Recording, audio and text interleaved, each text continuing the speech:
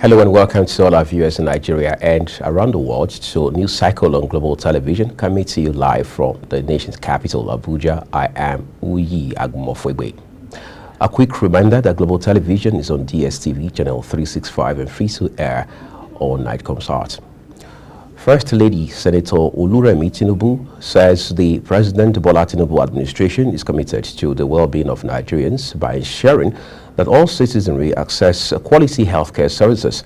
Senator Tinubu disclosed this in Abuja at the 25th anniversary of the National Hospital. She stressed the importance of investing in the health of Nigerians, calling on stakeholders to reflect and contribute positively to the cause, just as she commended the coordinating Minister of Health and Social Welfare, Mohammed Pate, Chief Medical Director of the hospital, Professor Muhammad Raji, and all the staff members for their commitment to improving the health and well-being of Nigerians. Minister of Information and International Orientation Mohammed Idris has disclosed that President Bola Tinubu is committed to accountability on tax bills and will always act in the overall interest of citizens. The minister, in a statement issued in Abuja, welcomed the new tax reform bill, saying it is commendable. Idris noted that it is very inspiring to see Nigerians from all walks of life coming out to express their views and opinions on the new bill, which was a matter of critical national importance. The Senate has directed its Committee on Finance to halt further deliberations on the tax bills until the outcome of a high-level meeting with the Attorney General of the Federation. The announcement was made during plenary session by the Deputy Senate President, Senator Barau Jibrin, who disclosed that a special committee has been formed to address the contentious provisions in the bills. The crucial meeting with the Attorney General of the Federation is scheduled to take place tomorrow to resolve the contentious issues concerning the proposed tax bills. The Arewa Consultative Forum has lifted the suspension of Manman Mike Osuma SAN as chairman of its National Executive Committee. The decision was communicated by the Secretary General of the Forum, Malam Murtala Aliyu, in the press release he personally signed and shared with journalists. Osuma was suspended over statements he allegedly made that were criticized by some of the Board of Trustees and NEC members as deviating from the organization's non-partisanship. In a statement jointly signed by the ACF Secretary General, Malam Murtala Aliyu, the Board of Trustees Chairman, Alhaji Bashiru Dalatu, Osuma was accused of making unauthorized remarks, suggesting that the North would back a Northern presidential candidate in the 2027 election. Human rights lawyer and social critic Dele Farotimi has been arraigned before a magistrate's court in Ado-Ekiti over alleged defamation and subsequently remanded in prison.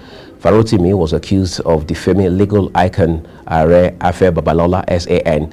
According to reports, Farotimi's arrest has been largely condemned on the social media after he was picked up in Lagos by the police and moved to Ekiti State, where he was detained ahead of his arraignment.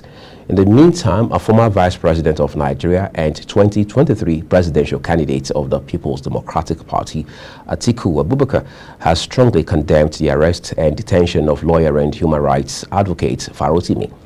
Atiku, in a statement, described the incident as a disturbing reminder of Nigeria's oppressive military dictatorship era, criticizing the use of state forces to suppress dissent and limit expression. The Nigerian Army has organized a workshop aimed at enhancing cooperation between the military, media, and other security agencies to address the growing challenges posed by the digital media landscape. The event, held at the Nigerian Army School of Public Relations and Information in Giri, Abuja, brought together security and paramilitary representatives, media professionals, and online publishers. Keke Lomo Okere has details. The workshop themed Leveraging Digital Social Media Influence for Effective Military Operation Within a Joint Environment was designed to explore how media can serve as a force multiplier in supporting military operations. The acting chief of Army Staff, Lieutenant General Olufemi Oluyede, who was represented by the Chief of Civil Military Affairs, Major General Nosakare Ubu, emphasized the media's pivotal role in supporting the Army's constitutional duties in promoting the national security. He commended the media for their roles in reporting the Army's achievements and reinforcing the need to combat fake news to foster public confidence in the military.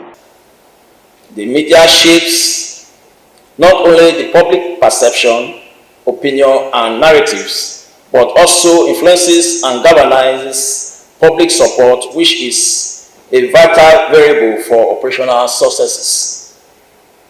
To this end, the continuous and seamless collaboration between the Nigerian Army and the media must be maintained at all times. The Director of Army Public Relations, Major General Onyema Nwanchukwu, highlighted the crucial roles of the media in shaping public perception, particularly in the era where digital platforms often fueled misinformation and disinformation. He noted that while social media presents opportunities for the military to communicate its successes, it also poses risk by spreading false information that can undermine public trust and national security.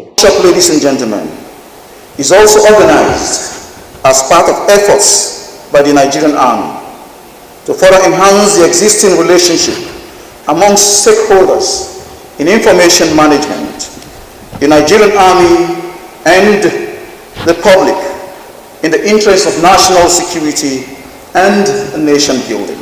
The Commandant, Nigerian Army of Public Relations and Information, Lieutenant General Adamu Ngude, announces plans to modernize NASPRI, transforming it into a world-class institution aimed at equipping Army personnel with advanced skills to navigate modern media challenges. He says the workshop is aimed to strengthen the partnership between the military and the media to foster understanding, improve information management, and craft positive narrative to back national security efforts.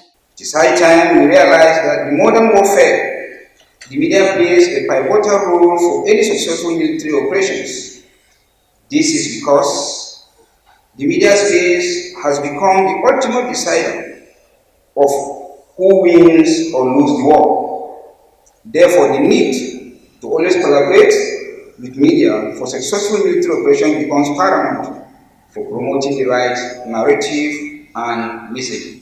The workshop elaborates the importance of seamless collaboration between the Nigerian Army and the media in achieving national security goals. Kikelomo Okeri, Global Television News.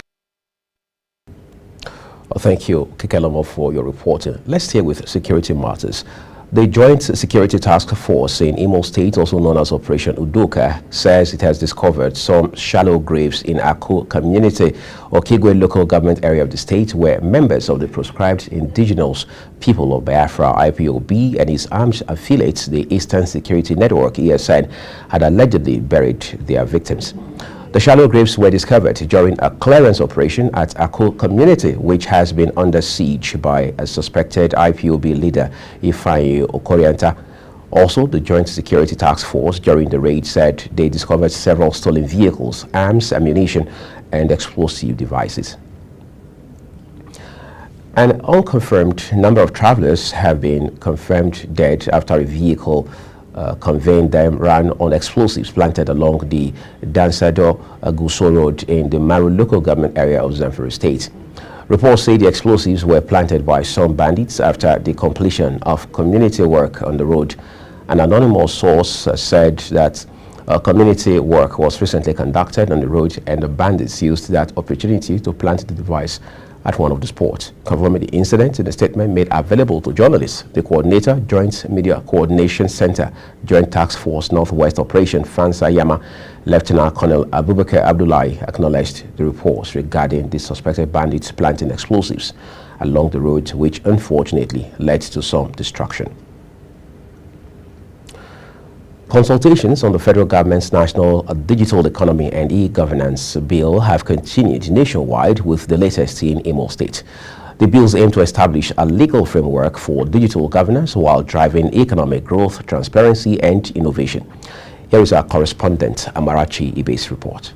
In Owerri, Imo State capital, in a roundtable discussion, stakeholders from various sectors convened to deliberate on the bill.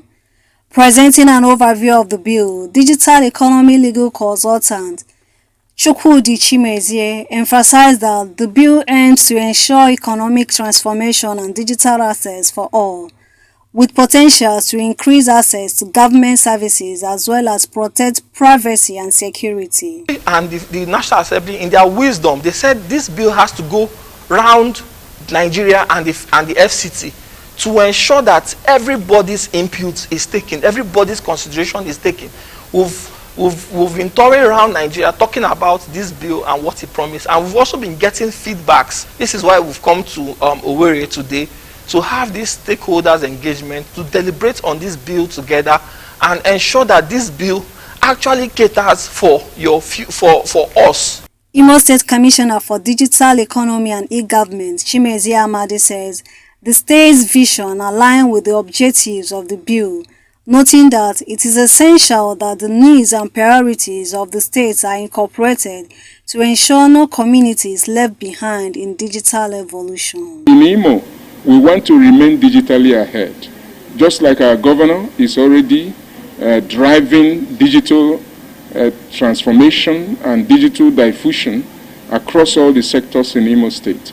This bill will support the efforts of the governor because the federal government will now see the reasons to support what His Excellency is doing by investing more in trying to close the infrastructural gap, in trying to protect the cyberspace so that people will have more confidence to embrace digital technology across all the sectors of the economy. Stakeholders at the event who deliberated on the bill made suggestions and recommendations on enhancing the bill. Gathering to consider the National Digital Economy and E-Governance Bill, then to go through it and also make contributions. First, a lot of things will be made easy to access, documents will easily be transferred, land matters will be easily traced, checkmate a lot of things, and also bring development, make governance easier, and make traceability of information a lot easier too.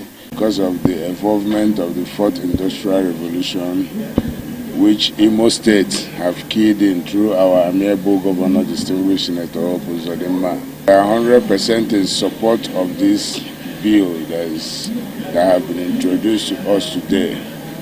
We will give every legislative support to make sure that this bill passes in Imo State. Stakeholders in Imo State remain optimistic that their contributions will shape a comprehensive and impactful policy. From Owerri, Amarachi Ibe, reporting for Global TV News. Also in Imo State, in a bid to ensure the development of quality infrastructure, Governor Hope Uzodimma has been touring various ongoing projects aimed at addressing the state's infrastructure gaps and improving the quality of life for its residents. Again, Amarachi Ibe was there for Global Television. Began his tour at the Emmanuel Iwuanyanwu Convention Center in Owerri, a flagship project designed to transform the state into a hub for national and international events.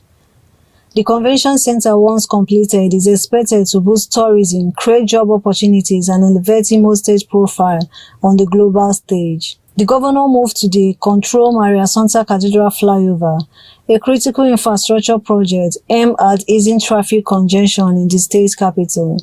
The flyover is expected to significantly improve the flow of movements within Owerri. So all we have seen is all the facility and international conference center. 80% complete. We saw the flyover at Assumpta Cathedral roundabout, almost 70% complete. We've come to Olu, you've seen the road, the Banana Junction to Eziashi, and the government house are next. In our quest to decentralize government, we have taken it upon us to build a government house next in Olu and another one in Okibu. Next on the list was the ongoing rehabilitation of Eziachi-Olu Road, a key link road connecting several communities. This road, which has long been in a state of disrepair, is being revitalized to enhance access and improve transportation for residents. Governor Hope Uzodimma also visited the new government house annex.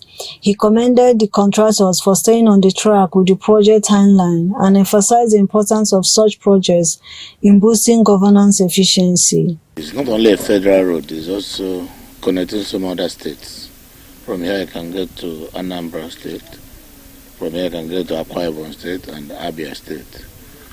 And the level of devastation is so alarming that ordinarily one will assume that it's above the strength of a state government. But we have borrowed courage somehow to see how we can rescue our people from this malady. Some residents of Eziachi expressed gratitude to the governor for reconstructing the road. Before now it has been flooded, and in fact I don't even follow this road going back home from because of the flood. Sometimes there are cases of where children are being drawn along the line. So it's a very serious problem. The governor also visited the Imo State Teaching Hospital, Olu, where a 200-bed medical facility is being constructed, which is expected to significantly improve the healthcare service for the people of Imo State. Governor Hope Uzodinma shifted his focus to the Umuchima erosion site, a long-standing ecological challenge threatening the livelihood and safety of residents in the south and north of the state, assuring the communities that his administration is fully committed to controlling the erosion and preventing further damage to the area. He expressed confidence that the project will be completed in record time with significant improvement to both the environment and the safety of residents. With the governor's assurance and ongoing efforts to address key infrastructure needs, residents remain hopeful that this project will bring long-lasting improvement to the state, enhancing the well-being and quality of life for all. From Owerri, Amarachi Ibe, reporting for Global TV News. Well, thank you so much, Imo State correspondent Amarachi Ibe. Let's turn to other stories for you. The House of Representatives says it has resolved to investigate the Abuja Rehabilitation Center located in Buhari Area Council and the social protection programs of the Federal Capital Territory Administration. The resolution follows the adoption of a motion on the need to investigate the Abuja Rehabilitation Center and the social protection programs of the FCT, sponsored by a member representing Oshodi Solo 1 Federal Constituency, Lagos State, Bashiru Dawodu. Speaking about the motion, the Lagos lawmaker noted that on October 22nd, 2024, the FCT administration had declared war on the street begging to restore Abuja's image and enhance security, noting that majority of beggars are individuals with disabilities with other contributory factors including Almajiri, internally displaced persons, poverty, unemployment, and cultural factors. You're watching the live broadcast of News Cycle on Global Television, coming to you from Nigeria's capital, Abuja. When News Cycle returns, South Korean president faces impeachment calls after declaring martial law. Details of these as well as business and sports for you after this short break. Please do stay with us.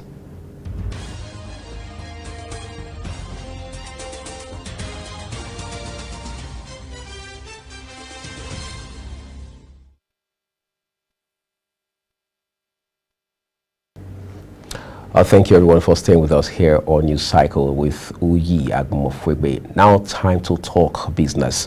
South African President Cyril Ramaphosa says South Africa will keenly support the bid of Nigeria to become a member of the G20 club of the world's major economies.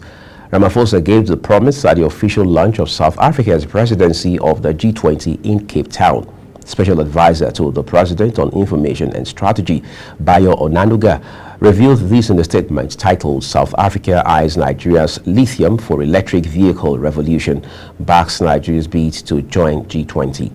The South African leader reiterated this stance during his tete-a-tete with President Bola Tinubu and the expanded meeting with officials of both countries at the BNC. The Group of 20 is a premier international forum for economic cooperation, bringing together the world's major advanced and emerging economies. The Nigeria Customs Service has initiated a collaboration with the Independent Petroleum Marketers Association of Nigeria, IPMAN, to tackle petrol smuggling out of the country. The Controller General of Customs, Adewale Adeniyi, represented by the Assistant Controller General of Customs in charge of enforcement, inspection, and investigation, Timi Bomodi, met representatives of the groups in Abuja to strategize on modalities to stop illegal petrol exports. The collaboration involves the Nigeria Midstream and Downstream Petroleum Regulatory Authority, NMDPRA, as well as Dangote Refinery. This is according to a statement from the service. On the foreign scene now, Namibia's ruling SWAPO party has been declared winner of last week's disputed elections, ushering in the Southern African country's first woman president after a disputed vote that the main opposition has already said it does not recognize. The election authority announced that Vice President Netombo Nandi-Ndaitwah took just over 57% of ballots, followed by the candidate for the main opposition, Independent Patriots for Change (IPC), with 25.5%, the election authority announced. 72-year-old Nandi-Ndaitwah becomes the first woman to rule the mineral-rich South African country that has been governed by the South West Africa People's Organization, SWAPO, since independence from apartheid South Africa in 1990. The November 27 election was a test of SWAPO's 34-year grip on power, with the IPC attracting some support from younger generations more concerned by unemployment and inequality than loyalty to liberation-era parties. South Korean lawmakers have called on President Yoon Suk-yeol to resign or face impeachment after he declared martial law, only to reverse the move hours later, triggering a political crisis in Asia's fourth largest economy.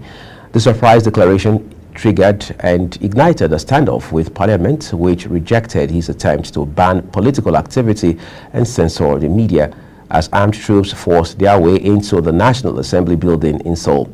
The main opposition Democratic Party called for Yoon, who has been in office since 2022, to resign or face impeachment.